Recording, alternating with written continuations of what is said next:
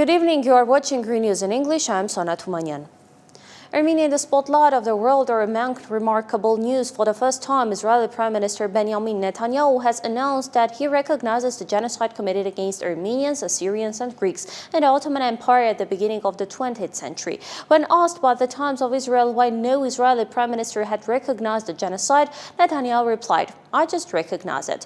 The media outlet reminds that Armenians have long sought international recognition of the genocide, while Turkey rejects the claim that the mass killings and forced displacement of Armenians constitute genocide.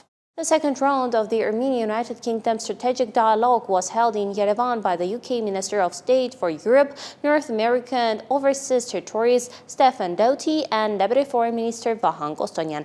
The parties agreed to elevate relations to the level of strategic partnership. Subsequently, British Minister of State Doughty was received by Prime Minister Pashinyan, who noted that his visit is taking place at a historic time, considering the agreements reached in Washington. The parties emphasized the implementation of economic projects and joint investment programs. Among the high-level meetings was also Stefan Doughty's working breakfast in Dilijan with Security Council Secretary Armen Grigoryan. The secretary presented the economic opportunities offered by the Crossroads of Peace project. The British Minister of State also visited the Armenian Genocide Memorial yesterday, led a wreath at the monument, placed flowers at the eternal flame and observed a minute of silence in honor of the victims of the Armenian genocide. The Genocide Memorial is being renovated, and the former director notes that the complex, with its detached facade tiles, should not host high-ranking guests. The current management of the complex considers the renovation a strict necessity. Sashur Kalashian, a prominent architect and one of the authors of the complex, is overseeing the renovation process and again emphasizes that there is indeed a need for renovation. Ani Hovanesyan is reporting. The seemingly demolished walls of the Tsitsernaka complex have sparked a wave of discussions. Many don't understand what kind of renovation is being talked about, and some think the walls are being torn down. Let's understand together what kind of commotion has arisen around the overhaul of the memorial complex. The nearly 60-year-old memorial complex has had cosmetic renovations in the past. The stones of the pillars were decaying from water, attempts were made to reinforce them, and then it was understood that it needed a complete renovation, says Edita Gzoyan, director of the Armenian Genocide Museum Institute. Since basalt also have the property of being porous, it absorbed all that water. The process of decay began and the stones started to shift. Construction work, with 800 million AMD in state allocations, started last year, and they cannot say exactly when it will be completed, although the authorities have assured that the complex will be open to visitors by April 24th next year. A drip irrigation system has already been installed for the park. Renovations have been going on for 2 months. People come for 2 months. We welcome official delegations for 2 months, and we will continue to do so. Even if these renovation works are not completed, people can calmly, as today, come on April 24 and pay their respects to our victims. Heike de Moyen, former director of the Armenian Genocide Museum Institute, does not consider the scope of construction work justified. There was no point in tearing off and discarding the exterior cladding tiles of the ramps and the pillars in such a vandalistic way. The problem was actually in the intersection. First, perhaps also in the second row of cladding tiles. The exterior itself doesn't need water removal, where the exterior by its weight resting on such a concrete base already provides drainage. The slope does that, and all the work should focus on changing the 2 rows of the intersection. We would not have had problems with the rest.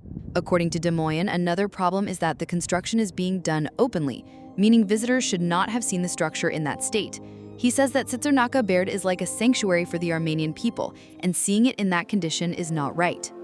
The renovation work is overseen by Sasur Kalashan, one of the architects of the complex. The specialist considers the renovation justified, as decay due to moisture had started in the pillars.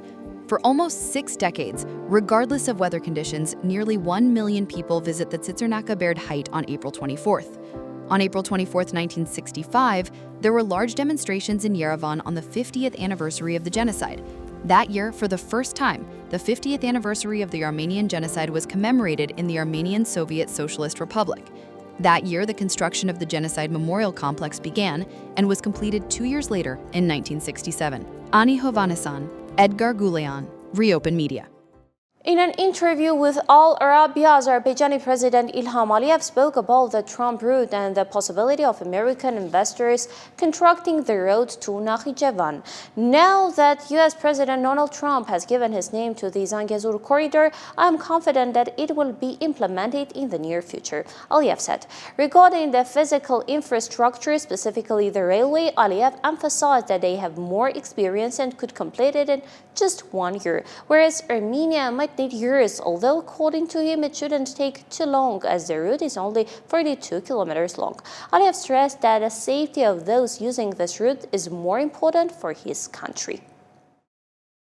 So when President Trump and his team got involved in this process and wanted to help move it forward, we conveyed to them the following. For the Zangezur corridor to work and for Azerbaijani citizens to be able to safely travel this route of more than 40 kilometers, there must be reliable security guarantees, international security guarantees. Security guarantees from Armenia alone will not be enough. The Trump administration took our legitimate concerns seriously. Thus, TRIP, or Trump's Route for International Peace and Prosperity, was born. Now that President Trump has given his name to the Zangezur corridor, I am confident that it will be implemented in the near future.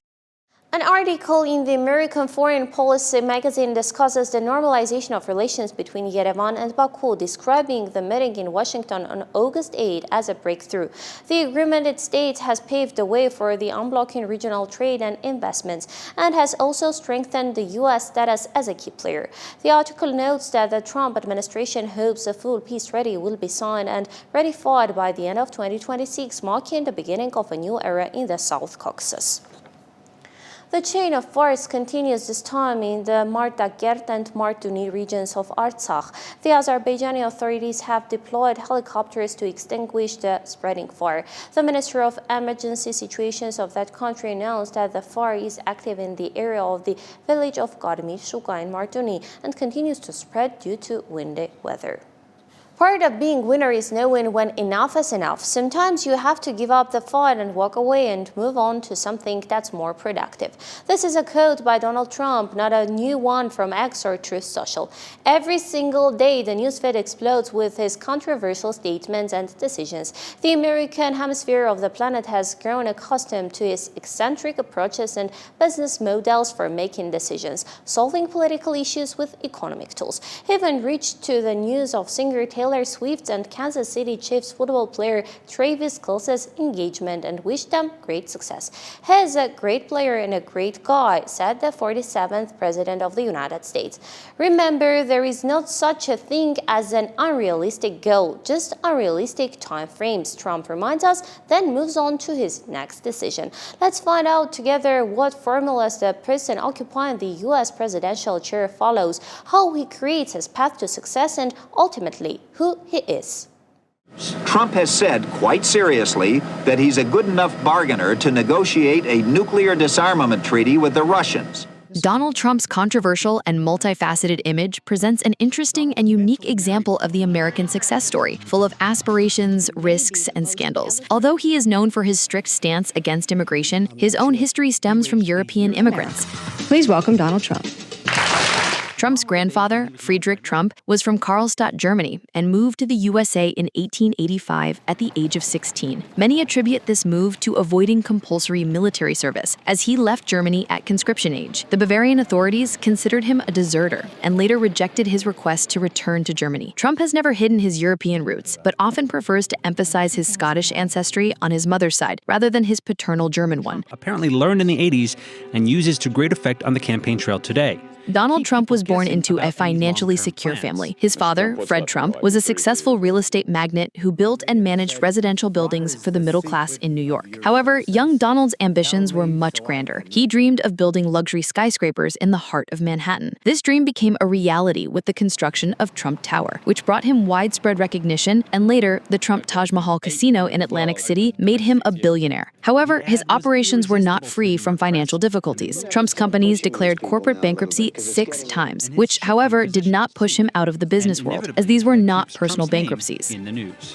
That doesn't matter because I'm not running for office. Besides real estate, Trump also tried his hand in other fields. In 1989, he released the board game Trump the Game, similar to Monopoly. And before that, he even bought an American football team, the the New Jersey Generals, which, however, did not last long. Before becoming president, Trump achieved enormous success in the entertainment world. The reality show The Apprentice, launched in 2004, made him a national television star, and his phrase, "You're fired," became a catchphrase. I think that is so stupid for you to say, you're fired. Okay. Go. All right. Terrible. For the success of this show, he received a star on the Hollywood Walk of Fame in 2007. Trump also played numerous episodic roles in films, such as Home Alone 2.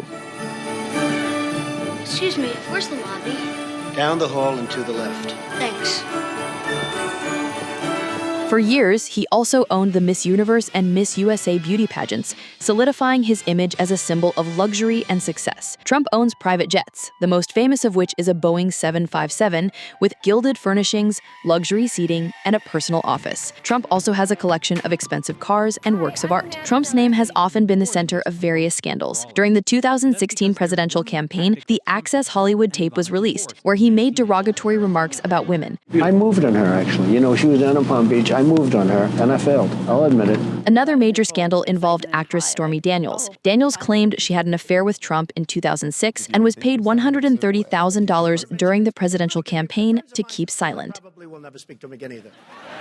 E. Jean Carroll, a former Elle magazine journalist, accused Trump of sexual assault in the 1990s. The court found Trump guilty of sexual battery and defamation, ordering Trump to pay Carroll $5 million in compensation. During his political career, Trump has been nominated multiple times for the Nobel Peace Prize. He's been nominated by politicians from various countries. It is noteworthy that the leaders of Armenia and Azerbaijan also joined this initiative. After a meeting in Washington in August 2025, Armenian Prime Minister Pashinyan and Azerbaijani President Aliyev announced that they would submit a joint application to the Nobel Committee requesting that Donald Trump be awarded the Peace Prize for his efforts in establishing peace between the two countries. Aliyev in particular noted that Trump truly deserves the award for working miracles. Trump himself does not hide his strong desire to receive this prestigious award, considering himself a president of peace. This aspiration, however, receives contradictory reactions from the international community, given the many disputes and scandals surrounding his image. The 45th and simultaneously 47th President of the United States also suffers from a unique narcissism. He regularly imitated his predecessor Biden,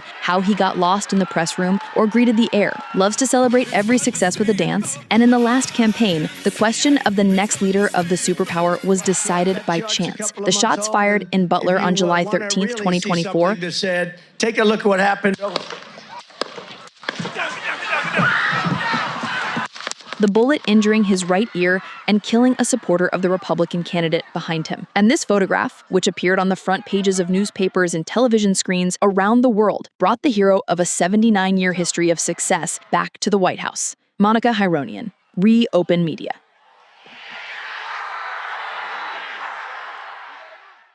Donald Trump has stated he is prepared to take measures against Russia if Vladimir Putin does not stop the war in Ukraine. This will be an economic war and it will have a severe and bad impact on Russia, Trump said.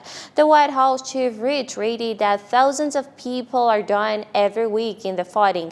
The President of the United States has repeatedly threatened Russia with sanctions if Putin continues the war.